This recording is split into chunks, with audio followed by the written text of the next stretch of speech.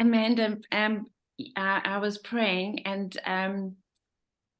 before Shani prayed, I got Isaiah 27, because God was showing me, he was just showing me that he was the commander in heaven. And he had South Africa, looking down at South Africa. And as our prayers were being released, he was releasing his angels to that area. So if we were praying for the nation, he would release his angels there. But I saw there were gaps, these big gaps. And I said, Lord, what are the gaps? And he said, we're not praying strategically. You are my army. I have to deploy you where it's needed.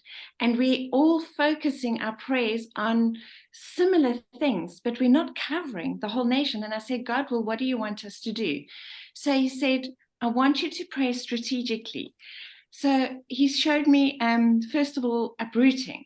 And he said, and I almost felt like there's been so much uprooting being done that it's coming to its final stages. But he did give me Isaiah 27, and he says, in that day, the Lord, with his severe sword, great and strong, will punish Leviathan, the fleeing serpent, Leviathan, that twisted serpent, and he will slay the reptile that is in the sea.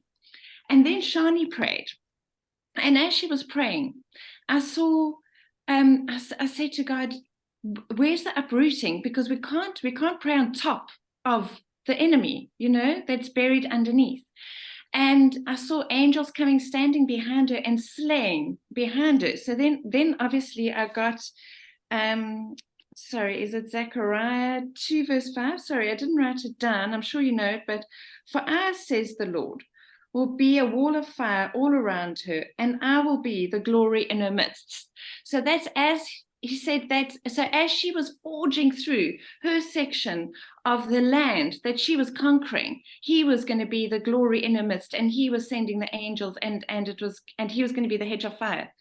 And then he said to me, and I hope there's no offense taken or anything, but he said to me, they're the areas that are not being prayed for. So if we all come into these prayer meetings now like we are all powerful prayer warriors, but we need a mountain. And he's, the 7 mountains. He said we have to cover each 7 mountain in the prayer group, otherwise they remain unattended. And the education, religion, family, business, government, arts, entertainment, and media. And he said this is such a powerful tool. It's such a crucial time now that we should be covering the whole of South Africa and all its entity, and every ethnic tribe, every ethnic race, and all that concerns South Africa, instead of just focusing on prayers that are not all encompassing.